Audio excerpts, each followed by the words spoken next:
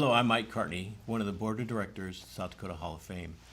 Today I have the honor of interviewing Hani Shafai, a 2023 inductee to the South Dakota Hall of Fame. Hani, it's always good to see you. Thank you. It's a great honor to be with you, and it's a great honor to be here. You know, your childhood is just fascinating. Can you tell me a little bit about your childhood and how you ended up here in South Dakota? I grew up in Palestine, specifically the northern part of the Gaza Strip, which is an interesting and unique area of the world. It makes the news a lot, and unfortunately, it is not really always reflective of the life in the area. I grew up on a farm, and my dad was a teacher. My mom took care of us kids and took care of the animals at the farm. We had cows and goats, and my older brothers and sisters were the milking team, and I was the shepherd. I took the goats out, and we made a living. It was very tight economically. It was challenging, and safety-wise was up and down. You know, of course, there is war that always happens in that part of the world, but we survive it as long as we stay out of harm's way. And then I went to, after finishing high school, I always wanted to be an engineer, so I could not go to college back home because there was no engineering school. But shortly after I finished high school, a Catholic school north of Jerusalem, a Palestinian Catholic school, opened an engineering program, and I was one of the first to attend that program. And I was fortunate enough to meet my math professor, who was great, and the school got closed because of political issues, and he helped me come to the South Dakota School of Mines, and that's what my life in the United States was started at.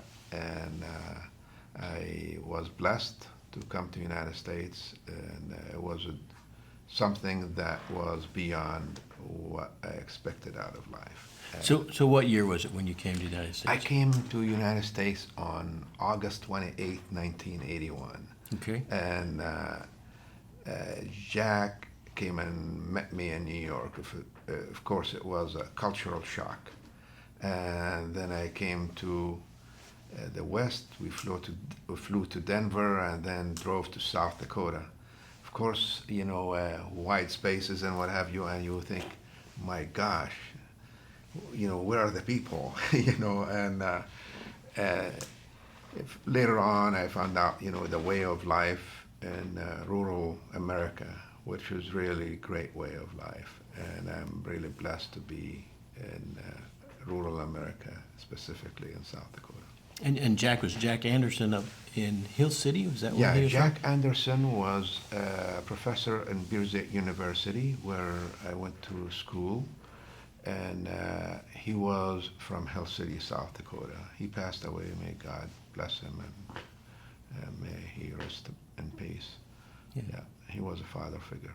Now, you mentioned that you and your siblings worked the farm, but how many siblings did you have? My mom was a production machine, and she had 11 kids who lived. And so I think the difference between me and my youngest brother in age is about 32 years. Wow. Yeah, So- yeah. And then your family today here in the States? In the States, you know, I have my wife, you know, who's from Nebraska, and I have twins, a girl by the name Yasmin, and Sharaf, who's my son, and they just finished college, and they're about to start their professional careers and their graduate schools. So we're really blessed with the kids and my wife. We're really blessed with being in here and having a great time raising them. Absolutely. So Now, let's take a little bit of a look at your career. What would you say are some of your major accomplishments? I would say my major accomplishment is doing public service.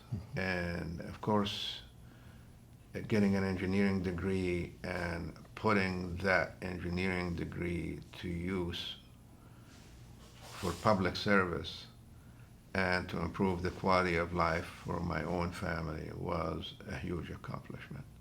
And by that I mean, it's like a lot of people go to school and they graduate in the field that they like. Unfortunately, they fail to really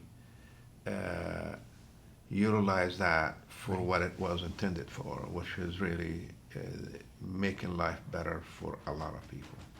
And I'm really blessed to be able to accomplish that goal of being an engineer and utilizing that for the good of mankind. And a rather good engineer also, because you're a South Dakota School of Mines graduate, correct? Yes, I went to School of Mines, and it's a great location to go to school, and it's an institution where really it's small enough where you have good access to professors, and even the administration is a huge help, and they really know and start to be involved at the beginning in the life of every student. And I went through it on different levels, undergrad, graduate school, and then a faculty member. And so I experienced all of those. And that gave me a perspective of what those folks go through and how much they care about their students. And it really did a huge impact on my life. Yeah. And today, you're in Rapid City, owner and founder of Dream Design. Yeah. And tell me a little bit about Dream Design, some of the accomplishments there, because that is also just outstanding. We were really blessed. You know, of course, after graduation, I worked for the city, so I learned a lot about the needs of our community and the Black Hills, and also our state. And there are certain things in public job or a public sector job that limits you from really expanding your avenues and making the huge impact that you want to do. And so I opened my design company, which is Dream Design International, and we were fortunate enough that we got busy the first day we opened, and after that we expanded quite a bit. We started with 2 employees. Actually, I started out of my house to help shortly after we had the twins, to help my wife with the twins, and then she was working for United Airlines at that time, and she wanted me to help, but not to the extent that I wanted, and I really wanted to be involved. And I wanted to really have the freedom to have more impact on the community also. And shortly after that, she said, no, you have to open an office, because I had papers all over the place. And, so I opened an office in town, and one room office, and we had 2 employees. I worked 2 shifts, with one during the day with one of them, and one in the evening with another, out of the same room. And then we expanded in less than a year to 13 employees, and since then we expanded quite a bit. Yeah, today you've done over $1 billion worth of development in the Rapid City and Black Hills area. How many employees do you have today? We have a little over 80 employees, I believe. Yeah, we're a little over 80 employees. We expanded our services. And instead of just engineering, we do land development, and we do develop where we sell to people or we retain ownership. So we started a property maintenance division, and because of lack of contractors, we started our own construction company also. So we do our own construction in most projects. And we've been fortunate. We have good partners in the construction business too that we utilize, for bigger projects that are beyond our staff's availability. I know you're very humble, but I know that you've done projects for the South Dakota School of Mines, some of the housing projects there, but and a lot of workforce housing. So as you look kind of back over the projects that Dream Design has done, which ones make you the most proud? I'm sure they all make you proud, but of course, when we there are several of them that really make you like, wow, I really enjoy doing this, and it's not really the financial side, it's the impact. And one of the ones that really stood up is where the president of the School of Mines came in and said, we have a huge freshman class and we really need housing by August. Right. And this was in November. And it was on a land that the school did not own and I did not own. So we had to buy the land and move the people who live on those old beat up houses that had a lot of issues with alcohol and drugs and what have you in them. And then we have to tear them down and start building a dorm. So that one, it was really great because we were able to solve a problem for the school that I went to, which is giving back to my own family, basically. And we were able to do that project and finish it on time. By August 15th, the first student moved in, even though we started on March 10th for that project. That's one of my really feel good and give back. And then, of course, the affordable housing aspect and the homelessness issues are really a major aspect of what we do. The affordable housing, we team up with cities. Right now we're doing a project in Spearfish, and that is being home to a lot of policemen, a lot of teachers, and a lot of workers. Some of them are, most of them actually, if not all of them, are first-time home buyers. And it feels really good to see that we're meeting prices that are really a challenge to meet. And of course, it's a partnership between us and the city, and it's working out really good. yeah, to me, you mentioned the prices, and to me that really is kind of one of the things that says this is Hani, and that is you committed on the workforce housing that people would be able to buy those houses for a certain amount, and then COVID hit. Yes. And you did what?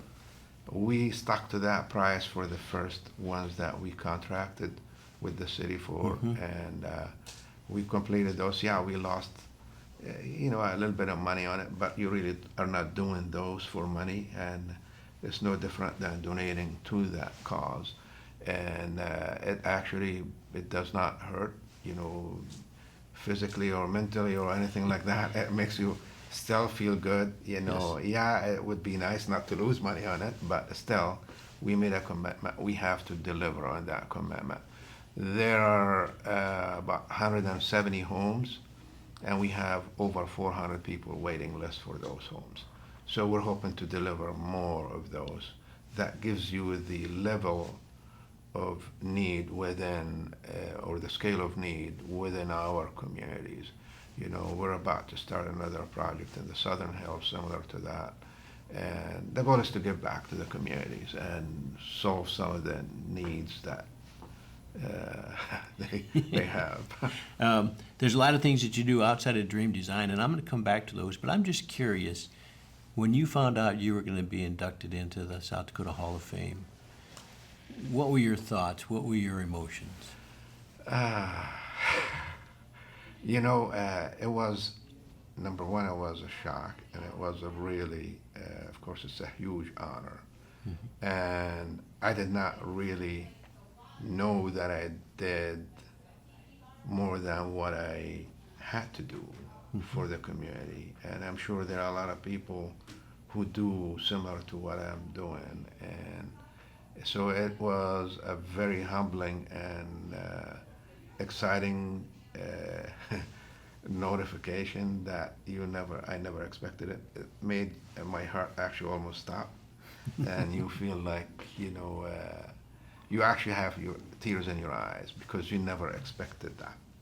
I never expected something like that to happen. In the history of South Dakota, there's less than 800 people that have been inducted into the Hall of Fame. Wow. And to be one of those, I know that feeling. And you're right, it's overwhelming. But tell me about the reaction of your family. They were shocked. Really, it did not settle in for a few days, and they're excited, and I'm excited, and even my dad, you could tell in his voice when I told him. And you told him he's back in the Middle East, he's, right? he's back in the Middle East, yeah, and he could not make it to this event, and I wish he was able to, and you could tell in his voice that he's about to cry, but he normally does not do that. But Yeah. so it's a humbling experience. It really is. I cannot really describe it. Other than you feel like you're achieving something that you went to the moon. Which is basically you have not made it, and you never expected to be there, and you feel like, wow. Yeah, it's an acknowledgement of the great work that you're doing. That's not a monetary acknowledgement, and it's people stepping forward and saying, "Wow, you have done an exceptional job." And here's we'd like to not only note that, but we also want future generations to learn from your experience and how you got to where you are. So, as you think back, what is something you would share with the young people in South Dakota that, from your life experience, what would you tell them as lessons that they could learn from it? My number one, a lot of people go through challenging times and diversities, and I went through a lot of that, not just overseas, but also in the United States. Those diversities sometimes, or adversities, they may discourage people from achieving their dreams or moving forward on working towards their dreams, and they give up. No matter how bad it gets, if you keep focused on that dream, that adversity becomes really a strength. And we cannot give up on our dreams, and we cannot really ignore the help that we get from others, including family, friends, and community, and everybody around us loves to see people succeed, even if they don't really admit it, because people like to see that. And I have my good share of people in my life who really made my life what it is today. Well said. And you do a lot to give back. I know that you have some farms. Sure. You obviously don't need the money from farming, so why do you have farms? Where I grew up, the unemployment is over 60%. It's no different than Pine Ridge Reservation. Unemployment. Unemployment, Yeah. yes. Unemployment, sorry, yes. No, Yeah, unemployment is over 60%, similar to the reservation. And so it's like the easiest task or the easiest industry to get people involved in is agriculture. So we bought land and we developed, greenhouses, and we're, planting different crops that really employ a lot of people. We produce a lot of strawberries, cucumbers, tomatoes, and most of it is for export. And it works out really good. We employ quite a bit of people up there. And we did another farm in Turkey where we employed some villagers there, and that's about 70 acres.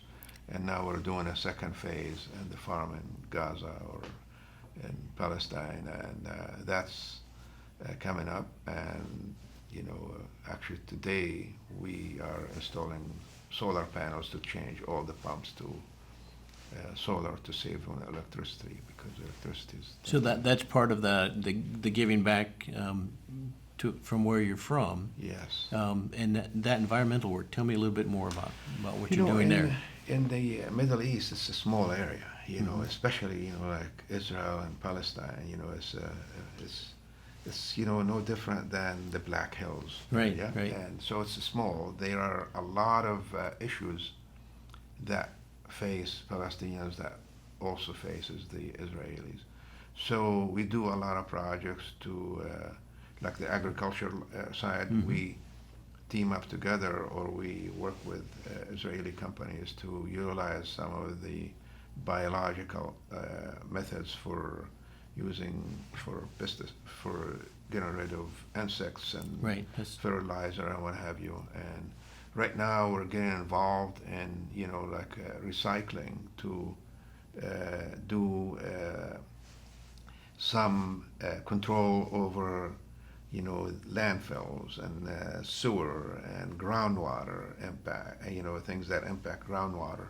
And we just started actually a process to utilize some of the organic waste to make fertilizer, organic fertilizer. And amazingly, I was overseas and I met with a couple of Israelis that are involved in the same or a similar industry. So we're teaming up to really do that. So which really not only creates jobs for Palestinians and some Israelis, but also bridges the gap and makes a lot better understanding and hopefully creates some sort of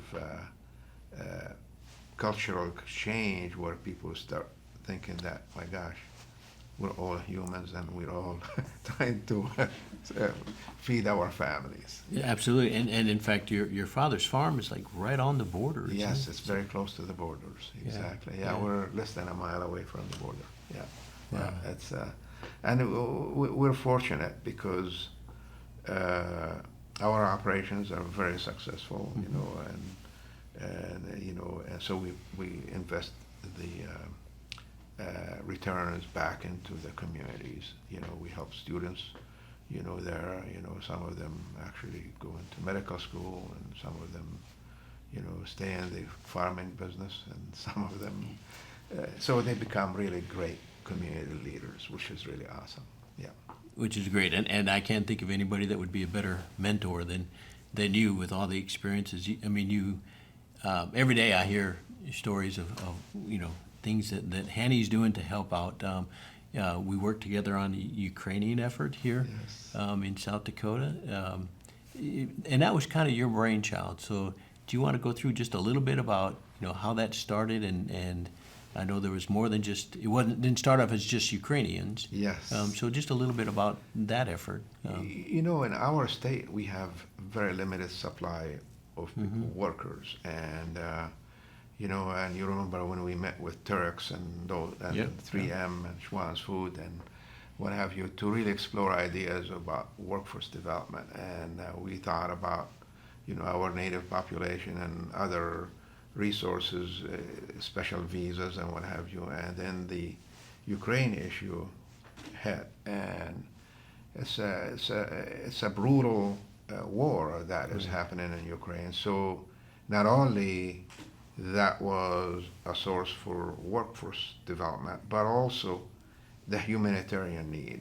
So we're in the United States, we've helped a lot of people around the world. Absolutely. And the Ukrainian issue is no different than that. I don't think Putin or the Russian army is doing justice to the civilians within Ukraine. Right. And so there's a lot of immigration, coming out of there. And I faced that myself, when I grew up. We had a lot of refugees in our community, and we helped a lot of them, my family did. And so I know the struggles that they go through. So therefore, bringing them to the United States achieves two goals. One is workforce development, and the other one helping them, overcome the adversity and the conditions that they're facing. God has given us abilities and give us resources. Those resources are not really ours to keep. Correct. We are just a conduit to pass those resources to those who need them more than we do. Mm-hmm. And in that case, the refugees need the help. My family is already living good, so my neighbors overseas or my neighbors in South Dakota, some of them need help, and if God has given me the ability to help, there is no reason for me not to grant that help to them because God intended it that way. And that's probably why you're in the Hall of Fame. As you look forward, you look back at all your accomplishments and everything you've done, but when you look forward, the next decade, what do you see for Hani? What do you see for your family? What do you see for South Dakota? I think kind of three different questions. For me, I cannot really retire. People say, when are you going to retire? I mean, you can't really give up and doing what you love most, which is Right. really, it's not really just the work and creating, projects. It's the impact that you do on the lives that you are in touch with. Mm-hmm. That's one thing. For my family, I hope my children learn that the same thing that I learned from my parents, which is hard work and giving back to other people who may need help. And I hope my kids learn that. They are hard workers, and I hope the values that I learned from my own parents I could pass to them. As far as our communities, in South Dakota, I know the Black Hills is thriving really great. Sioux Falls area is thriving really great. Mm-hmm. We cannot ignore rural South Dakota, the small communities. We need to preserve their way of life. By that I mean we got to provide them the health care that they need, the education that they need, and we need to really make sure that they're getting what they deserve. They are the core that built South Dakota, and we need to help them continue to be successful in everything that they do and treat them no different than anybody else who has access to the healthcare and education. And I know that the rural South Dakota includes also our reservations, and I know Yes. that you've been doing In some great work there. Tell us a little bit about that. Our native population really has, I mentioned about dreams and what have you. Mm-hmm. It seems like within our reservations, people have really, or majority of them have given up on their dream. Mm-hmm. And I believe if we invest back on the reservation, it's not just giving them the money. Right. It's creating opportunity. And as I mentioned before, with the Schwans and the Turex, Mm-hmm. that's a huge resource, a human resource that we could capitalize on as a state and as industries. Unemployment is 2.9% or what have you around the state, and it's probably 3.5 or 3.8 around the country. Meanwhile, our reservations are over 60% unemployment. And so therefore, we really have a huge resource.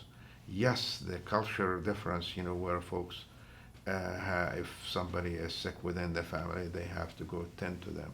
That's the family bond that they have. We cannot ignore that sense, and we have to understand it. And so therefore, we could utilize that resource and not consider it as a liability, consider it as an asset, Mm-hmm. asset to our state. And we improve lives within the process. It would be really beautiful to, number one, create the human resource, and number two, improve lives within the reservations. So I encourage our businesses in our state, and not just to give money, but invest within the reservations. I realize there are, trust land issues and tribal government issues and what have you, but those can be overcome by really going with the right people within the reservations. We did a collective impact study with Pine Ridge in the Oglala Sioux Tribe Reservation, and it was amazing to really, I learned a lot. You know, the native population really thinks that all the solutions are going to come out from outside, and in those meetings that we conducted with them, we really showed them that issues have to be defined by them, not by somebody else. Solutions have to come from within, not from the outside. But we have to give them the opportunities to come up and the ability to come up with the solutions. And it's not throwing money at it. It's Right. really education and showing the way, and instead of paying the way. So you've done billions of dollars in development.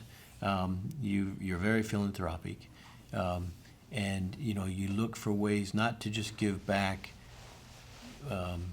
monetarily, but to help, to actually get in there and get your hands dirty, but also give advice. What kind of advice is the biggest thing that you can think of that you would like to share with South Dakotans as in general, not just youth, but people as a whole? As a whole, our people have values that are really great.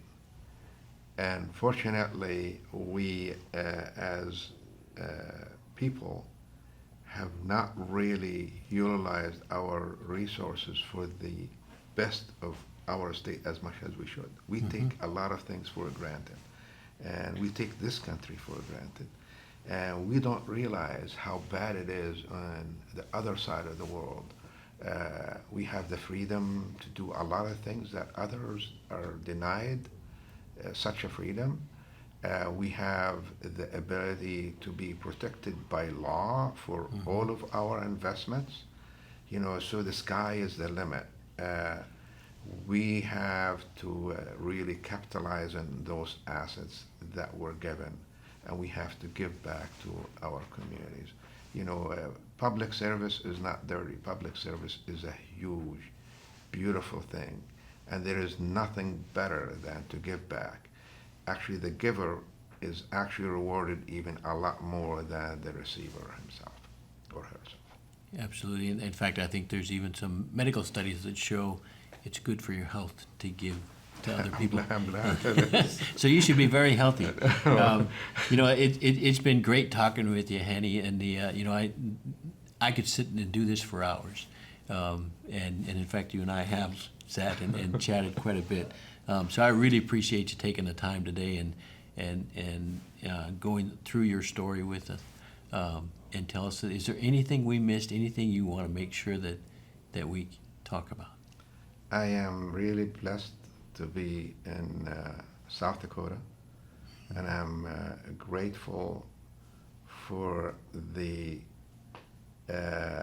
mentorship and the support system that I had along the way to build my career, regardless if it is the start from my parents, and then Jack Anderson, of course, and my professors at the School of Mines and the School of Mines, and then the communities within South Dakota, regardless if it is Rapid City or Sioux Falls or anywhere within the state.